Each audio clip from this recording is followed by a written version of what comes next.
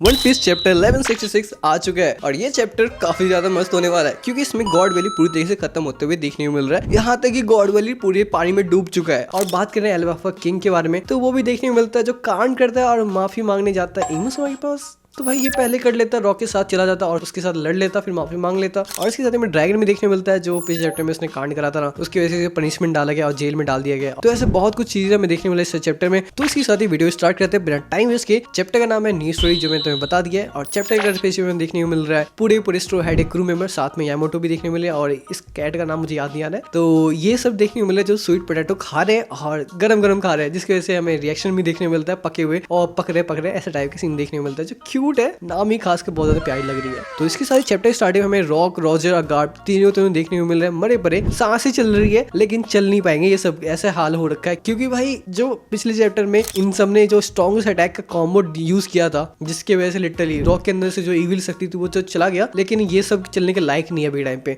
और उसके बाद उसे देखने को मिलता है सामने में ही उसके पीछे गार्डली, सूमर्स और माफे है और उसे देख के वो बोलता है रॉजर गार्ड को कि तुम सब यहाँ से निकल जाओ, तुम सब यहाँ नहीं मर सकते हो। और उसके बाद हमें फनी सीन देखने को मिलता है गार्डली के साइड से जो सीरियसली यार मतलब इस कैरेक्टर को तुम स्ट्रॉन्ग मानते हो क्या? गॉड वैली स्टार्ट होने से पहले भाई लिटरली सब इसको रिस्पेक्ट करते थे और बोलते भाई कितना ज्यादा स्ट्रॉन्ग होगा, पर अभी क्या पता चल रहा है ये बंदा रॉक के पास आने से फट रही है इसको। ये बोलता है सूमर्स को कि भाई जाके देखना वो जिंदा है कि नहीं मरा पड़ा है। क्या बोलूं मैं इस पे भाई? सूमर्स कह रहा है भाई तू जाके देख लेना, 1 HP तो है वो बंदा अभी के टाइम पे। जिस लिटरली 3 कैरेक्टर है, तीनों की फट रही है। जो रॉक अभी टाइम पे सिर्फ 1 HP पर है, उससे मारने में इनसे की फट रही है, वहां पे उसके पास जाने में फट रही है। रॉक ने जो हाल करा था ना पिछले टाइम पे इन सब का, जिसकी वजह से लिटरली ये सब सोच भी नहीं पा रहे उसके पास जाने के लिए। जिसके बाद गार्डली कहता है ठीक है हम तीनों एक साथ चलते हैं ना। जिसके बाद वो जब जाता है आप पास में देखता है कि थोड़ी बहुत सांसें चल रही हैं, तो वो तुरंत ही मतलब इंस्टेंटली वो बंदा स्टैप कर देता है। उसी बीच में रॉक ने रॉजर और गार्ड के लिए बोला है अरे यार मैं भूल ही गया, thank you for stopping me from rampage. और जो रैम्पेज में चल रहा था उसे सच में कोई नहीं रोक पाता। अगर ये दोनों नहीं रोकते हैं तो भाई कोई भी नहीं रोक पाता। इमोसवा को छोड़ के, इमोसवा ने तो स्टार्ट करा था तो वो क्यों रोकेगा, तो इसको छोड़ के भाई कोई भी नहीं रोक सकता था। जिसकी वजह से ये थैंक यू बोल रहा है रॉजर एंड गार्ड को। और जो इस कुत्ते ने गार्डली ने इंस्टेंटली आके जो मारा है ना भाई, इसके अंदर तो दम तो है नहीं। और भाई इसको स्ट्रॉन्ग बनाना बंद करो यार। उसके बाद हमें देखने मिलता है रेली गवान दोनों रॉजर और गार्ड को उठा के ले जा रहे होते हैं। और भाई बोआ गार्ड कहाँ गया? अब भी तो दिख जाता भाई, मतलब ऑर्डर लिटरली इसको भूल चुका है क्या भाई? मतलब ना ये गार्ड को बचाने जा रहा है अभी के टाइम पे, जो प्रेजेंट टाइम है उसमें ना बचाने जा रहा है। पास्ट में भाई ये यहाँ पे भी उसको बचाने नहीं गया कि भाई उठा के ले जाओ, उसका भी जगह गवान ने ले लिया। मतलब क्या यार बोआ गार्ड के साथ क्या हो रहा है क्या नहीं हो रहा समझ ही में नहीं आ रहा है। उससे कुछ भी सीन नहीं देखने, मतलब बस एक 100 पीस डालता है क्या उस कैरेक्टर को, पता नहीं। ये दोनों बोल रहे हैं रॉजर एंड गार्ड रॉक को तुमने लिया कि नहीं लिया, रॉक ठीक तो है ना? जिस पे रेलिया गवान बोलते हैं कि नहीं वो मर चुका है। और इसके बाद सीन शिफ्ट होता है जहाँ पे हमें देखने मिलता है काफी सारे कैरेक्टर जैसे व्हाइट बियर, लिननेन, कुमा और बहुत सारे कैरेक्टर देखने मिलते हैं जो इंजर्ड है। जिसमें से रॉजर हो गया जो इंजर्ड है, उसको ट्रीट कर दिया गया है, काफी सारे पट्टी वट्टी बांध दिया गया। और गार्ड भी देखने मिलता है जो पट्टी बांध दिया गया। उसके बीच में हमें गॉड वैली का सीन देखने मिलता है जिसमें गॉड वैली पूरी से डूब चुका है और जो बादल है वो अभी तक फटा पड़ा है। जो पिछले चैप्टर में कॉम्बो हाकी का अटैक हुआ था वो इतना ज्यादा स्ट्रॉन्ग था, बादल है वो फटा ही रह गया है, जो जी क्रेजी है सच्ची बताओ तो। इसी की वजह से ना जो आइलैंड है वो डूबा है, वरना कोई और रीजन नहीं है। यूं समाने कोई वेपन नहीं यूज किया जिसकी वजह से वो आइलैंड डूब जाए, कुछ भी नहीं करा। ये सिर्फ हुआ था क्योंकि इतने सारे स्ट्रॉन्गेस्ट अटैक यूज किए गए इस वाले आइलैंड पे। और उसके बाद सिंसेप्ट होता है जहाँ पे हमें देखने मिलता है रॉजर और रॉजर क्रू मेंबर सब देखने मिलते हैं। रॉजर पूरी तरह से पट्टी में बांधा हुआ है, मतलब उसको बहुत ज्यादा चोट लगा था ना, तो उसे ट्रीट कर दिया गया और पट्टी में काफी अच्छे से दिख रहा है। जिसके बाद रॉजर को स्ट्रेंज आवाज आता है ट्रेजर में से, तो वो जाता है देखने के लिए ट्रेजर में। जब वो ट्रेजर खोलता है तो प्यारा सीन देखने मिलता है जिसमें उसे सैंक्स देखने मिलता है जो बिल्कुल मैच करता है जब फिल्म रेड में हमें देखने मिला था। बस थोड़ा सा ये कर लो कि भाई जो रॉजर को पट्टी लगा था वो नहीं देखने को मिला था उस टाइम पर, वो चीज यहाँ पे देखने मिल रहा है। लेकिन बाकी सब कुछ सेम ही था। और क्या प्यारा लग रहा है सैंक्स यार। सैंक्स एक्चुअली बताऊं तो यार छोटे बच्चे में बहुत ज्यादा प्यारा था, अभी भी काफी ज्यादा मस्त कैरेक्टर है वो, लेकिन छोटे बच्चे काफी ज्यादा प्यारे होते हैं। जिसके बाद सीन शिफ्ट होता है, हमें पूरे वर्ल्ड का रिएक्शन देखने मिलता है रॉक पायरेट के डिसमेंटल होने पे और रॉक के डेथ पर काफी सारे हमें रिएक्शन देखने मिलता है। सबसे पहले हम बात करते हैं गार्ड के बारे में। गार्ड ये न्यूज सुनते ही वो पेपर को फाड़ देता है और सेंगो के पास जाता है, उससे बातें करता है और बोलता है तूने क्यों एक्सेप्ट करा प्रमोशन को। जिसपे सेंगो कहता है किसी के अंडर में आके तू किसी को कुछ बोल देगा तो कुछ फर्क पड़ेगा क्या गवर्नमेंट को। जिसपे गार्ड रिप्लाई करता है अगर तू कभी भी करप्ट बन गया तो मैं तुझे मार दूंगा। जिसपे सेंगो कहता है देख मेरे ऐसे ही क्लोज फ्रेंड है। जिसके बाद गार्ड कहता है यू इडियट। और इसके बाद हमें देखने मिलता है गार्ड और सेंगो दोनों बोलते हैं मन में कि मेरे कमांड के अंडर बहुत बहुत सारी चीजें हैं जो मुझे बचाना है। और तुम्हें पता है कि भाई ये सब मरीन्स इसलिए नहीं छोड़ रहे हैं क्योंकि ये छोटे मोटे जो मरीन्स होते हैं जो उतने ज्यादा स्ट्रॉन्ग नहीं होते हैं, खुद को नहीं बचा सकते, उन सबको प्रोटेक्ट करने के लिए रहते ही रहते हैं। और तुम्हें पता है सेंगोकू कभी भी बुरा इंसान नहीं था, उसके पास इतना ज्यादा पावर नहीं है कि वही इमोसुमा से लड़ ले, नहीं है उसके पास पावर, तो वो नहीं कर सकता। तो वो जितना चाहे कि मरीन्स में यहाँ पे पोस्ट पे जाके जितने सारे उसके अंदर अच्छे लोग सब उसको बचाया जाए तो बचाता है वो बंदा, हमें देखने को मिलता भी है। और गार्ड भी यही काम करता है। अगर वो ये काम छोड़ भी देगा तो क्या उसकी जगह कोई और आके उसको ये काम नहीं करेगा ना। तो वही चीज है, अगर ये बंदा यहाँ पे रहता है, अगर इसकी वजह से ही काफी सारे लोगों की जान बच जाती है, कुछ लोगों की बचती है लेकिन बचती तो है, तो इसको हम अभी रहने देते हैं। इसके बाद हमें सीन शिफ्ट होता है जहाँ पे हमें देखने को मिलता है लोकी, जो काफी ज्यादा डिसअपॉइंटेड है और काफी ज्यादा डिसहार्टेड लग रहा है, बहुत ज्यादा रो रहा है वो बंदा।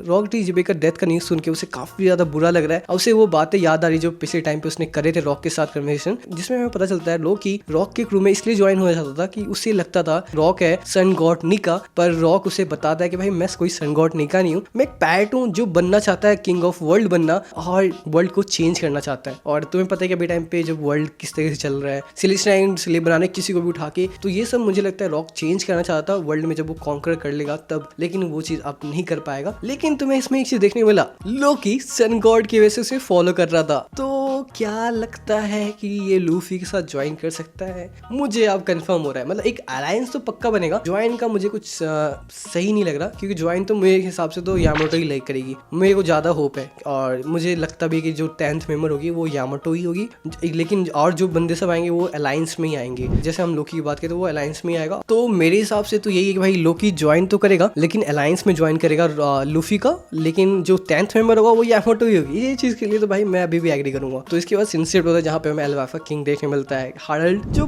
बहुत ज्यादा गुस्सा है और वो बंदा काफी ज्यादा गिल्ट में कि वो अपने दोस्त अपने बड़ी को मदद नहीं करने नहीं जा पाया और उसकी बड़ी ने लिटरली उससे मदद मांगा था। उस टाइम पे उसने मना कर दिया और उसने इसलिए मना कर दिया था कि उसे पता था कि जो ये फाइट लड़ने जा रहा है वो कभी ये जीत नहीं पाएगा, और अगर वो जाता था वहां पर और हार जाता तो जो नुकसान है उसके नेशन को सहना पड़ता। और तुम्हें पता है वो अपने नेशन को काफी ज्यादा बेटर बनाने के लिए बहुत ज्यादा मेहनत करे, उसके पास कुछ भी नहीं था। वो लिटरली यार अपने नेशन को बेटर बनाने के लिए, जो नेशन हमेशा वॉर में रहते थे, खाने के लिए तरसते थे, उस नेशन को काफी ज्यादा बेटर बनाने के लिए उसने बहुत मेहनत करा। तो इस पे तो भाई मैं कह सकता हूँ कि भाई जो अपना किंग है वो उतना बुरा नहीं है। लेकिन हम दोस्ती की साइड से देखें तो भाई उसने गलत करा था, पर क्या कर सकते हैं। जिसपे वो काफी ज्यादा गुस्सा है कि उसके दोस्त ने उसके हाथ में मांगा था मदद के लिए पर उसने नहीं करा, जिसपे वो काफी ज्यादा गुस्सा हो गया और एक जायंट को पकड़ के पीट देता है। ये काम तो पहले कर लेता भाई, ये तुझे ये करना था। तो जिसे देख के काफी सारे छोटे से ह्यूमंस, मतलब हम जैसे लोग, वो सब डरे पड़े रहते हैं और डर जाते हैं कि भाई काफी ज्यादा वायलेंट हो गया ये बंदा। और ये न्यूज फैल जाता है पूरे वर्ल्ड में कि जो किंग एल्वाफ का है वो काफी ज्यादा वायलेंट है, काफी ज्यादा खतरनाक बंदा है, वो किसी को भी अटैक कर सकता है। जिसके बाद ये बंदा मई जॉर्ज जाता है माफी मांगने के लिए, लेकिन उससे पहले हमें सीन देखने को मिलता है मंकी डी ड्रैगन का, जो कैद है अभी टाइम पे प्रिजन में, जिससे बचाने के लिए गार्ड आता है और उसके पास की फेंकता है। उस पर ड्रैगन गार्ड को बोलता है कि मैं नेवी छोड़ रहा हूँ, जिसपे गार्ड कहता है या उदासी में बोला ठीक है, जिसके बाद फिर से ड्रैगन बोलता है मुझे आप बिल्कुल पसंद नहीं हो, मैं आपसे नफरत करता हूँ, ये चीज बोला है उसने। जिसपे फिर से गार्ड बोलता है ठीक है। तुम्हें पता है भाई ये वर्ड जब गार्ड इस तरीके से बोल रहा है ना, वो काफी ज्यादा उदास है भाई उसका बेटा, जिसको मुझे लगता है कि इसी ने बोला था कि मरीन्स में जा भाई बेटे, तेरी मौज है, मरीन्स काफी अच्छी चीज होती है। तो ये चीज इसलिए बोला था कि भाई इससे भी नहीं पता था कि मरीन्स में ऐसे ऐसे कांड होते हैं। तो इस चीज की वजह से मैं गार्ड को भी दोषी नहीं डालूंगा, लेकिन फिर भी उसकी वजह से ही उसका जो बेटा है वो मरीन्स में आया और उसने ऐसे ऐसे कांड देखे जो बिल्कुल भी वो देखना नहीं चाहता था, और ऐसे कांड में वो शामिल था जो लिटरली ह्यूमैनिटी के लिए बहुत ज्यादा बुरा था। उस चीज में ये शामिल था जिसके वजह से उसे काफी ज्यादा बुरा लगा, और उसे बुरा लगा तो भाई उसके बाप को भी बहुत ज्यादा बुरा लगा, और उसे भी ये चीज पसंद नहीं आया कि जो काम कर रहा है वो बहुत गलत है। लेकिन वो क्या कर सकता है, अगर वो छोड़ देगा तो जितने सारे मरीन्स हैं उन सब, वो छोटे मोटे जो मरीन्स हैं उन सबको कौन बचाएगा, जिसकी वजह से वो रहता है। ये चीज ड्रैगन को इस टाइम पे समझ में नहीं आया, तो ड्रैगन ने अपने बाप पे गुस्सा दिखाया। आज तो मैं इसमें देख रहा थोड़ा सा पैरेलल देखने को मिल रहा है, गार्ड बचाने के लिए आया था तो ड्रैगन भी तो बचाने जा सकता है ना। अभी टाइम में तुम्हें पता है गार्ड कैप्चर है, तो मंकी डी लूफी जा सकता है, सॉरी मंकी डी ड्रैगन जा सकता है। लूफी आता तो ज्यादा मजा आता, पर मेरे ख्याल से बेटा जरूर जाएगा, पोते से पहले तो बेटा ही आएगा ना। तो मुझे ऐसा लगता है ड्रैगन आने वाला है गार्ड को बचाने के लिए। तुम्हें क्या लगता है?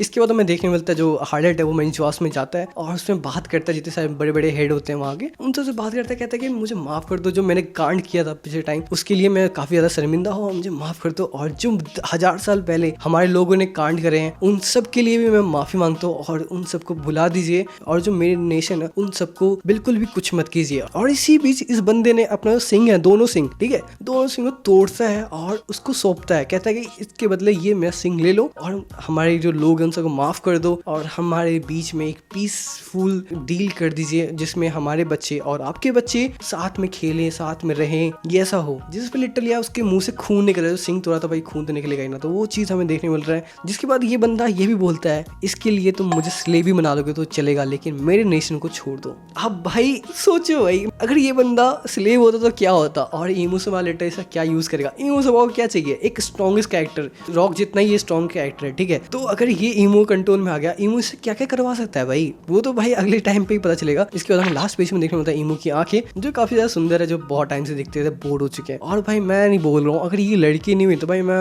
रो दूंगा मजाक से हट के। मैंने वॉलपेपर सेट कर रखा है बहुत टाइम से, 2 साल से। मैंने फोन तो चेंज कर लिया है, लेकिन वॉलपेपर वही का वही है मेरा। उसमें लिटरली वो लड़की वाली फोटो है। मैंने फैन आर्ट देखा था कहीं पे, ट्विटर पे देखा था, कहीं और भी देखा था, मैंने कहीं से सेव करा था और वो चीज मैंने अभी तक डाल रखा है। और अगर वो लड़की नहीं हुई तो मैं क्या लौंडे का फोटो डाल रहा था। मैं ये चीज हजम नहीं कर पाऊंगा, मुझे सच में वो लड़की चाहिए। तो आई होप कि वो लड़की हो। और कह रही है बकचोदी वाली बात हो गई, पर ये चैप्टर सच में मस्त था और यहीं से सबकी स्टोरी चेंज होती है। तो यार ये वीडियो बस इतना ही था। तो तुम्हें ये वीडियो पसंद आया तो प्लीज़ यार वीडियो को लाइक मारता और चैनल जो सब्सक्राइब करता है, इससे तुम्हारा भाई काफ़ी ज़्यादा मोटिवेशन मिलता है।